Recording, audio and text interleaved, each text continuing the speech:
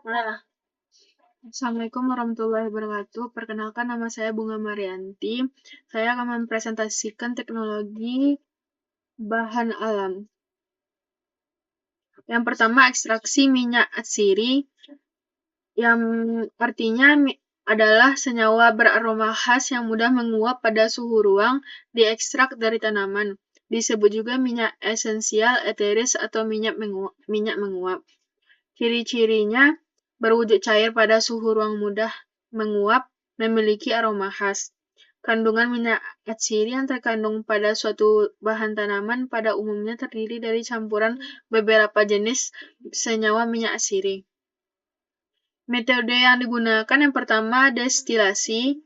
Tahapan persiapan, pemanasan pemisahan, kelemahan senyawa rusak karena menggunakan panas, kelebihan teknologi sederhana, waktu cepat, pemisahan mudah.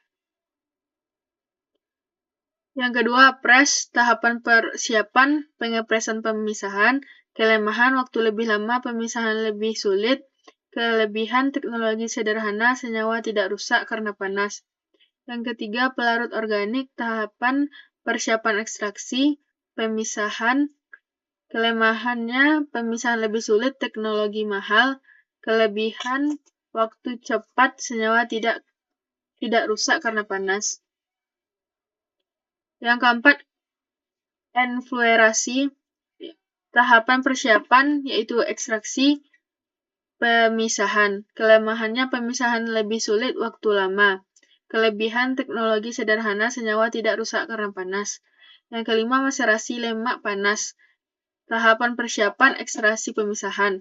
Kelemahan, pemisahan lebih sulit, waktu lama, senyawa rusak karena panas. Kelebihan teknologi sederhana. Yang kedua, fraksinasi dan isolasi. Definisinya, fraksinasi berasal dari kata fraction atau bagian. Secara harfiah dapat diartikan sebagai mekanisme untuk memilah-milah atau memisahkan suatu kumpulan atau kesatuan menjadi beberapa bagian atau lebih. Mudahnya dapat dikatakan sebagai proses pembagian kelompok. Isolasi adalah proses pemisahan dan pemurnian satu senyawa aktif dari campuran hingga diperoleh dalam bentuk murni. Tujuan fraksinasi mendapatkan fraksi tertentu dari suatu ekstrak yang merupakan fraksi aktif.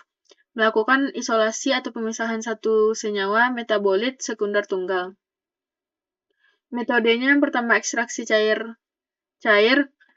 Peningkatan polaritas ketidakcampuran antar dua komponen pelarut yang digunakan nonpolar, yaitu lemak atau lilin, steroid, terpenoid. Yang polar, flavonoid, glikosida, alkaloid, kuartener. Yang semipolar, kumarin, flavonoid, alkaloid. Yang kedua, kromatografi. Metode pemisahan berdasarkan perbedaan afinitas senyawa terhadap fase diam dan fase gerak. Metodenya kromatografi kertas, atau kromatografi lapis tipis, kromatografi kolom, kromatografi cair vakum, kromatografi eksklusi ukuran, ekstraksi fase padat. Lanjut, kromatografi lapis tipis, yaitu prinsip kerjanya memisahkan sampel berdasarkan perbedaan kepolaran antara sampel dengan pelarut yang digunakan dengan menggunakan lapis tipis pada lempeng kaca, logam, dan lain-lain.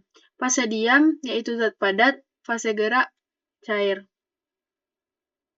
Fase diam atau adsorben berupa serbuk halus yang berfungsi sebagai permukaan penyerap.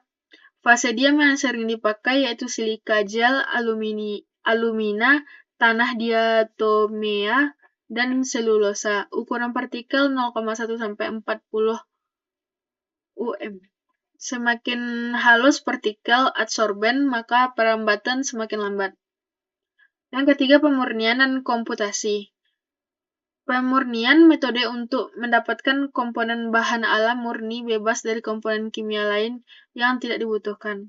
Prinsipnya pemisahan antara dua zat atau lebih yang saling bercampur. Tujuan untuk mendapatkan suatu zat murni atau larutan yang telah dari suatu campuran atau tercemar oleh zat lain. Tingkat kemurnian 95-100%. Pemisahan berdasarkan peristiwa fisika atau kimia. Tidak mengubah zat selama pemisahan. Satu komponen atau lebih direaksikan dengan zat lain sehingga dapat dipisahkan. Teknik pemisahan campuran bergantung pada jenis, wujud, dan sifat komponen yang tergantung di dalamnya. Metodenya rekristalisasi, proses pemurnian kembali senyawa organik padat dari bahan pengotornya dengan cara mengkristalkan kembali senyawa padat yang telah dilarutkan ke pelarut.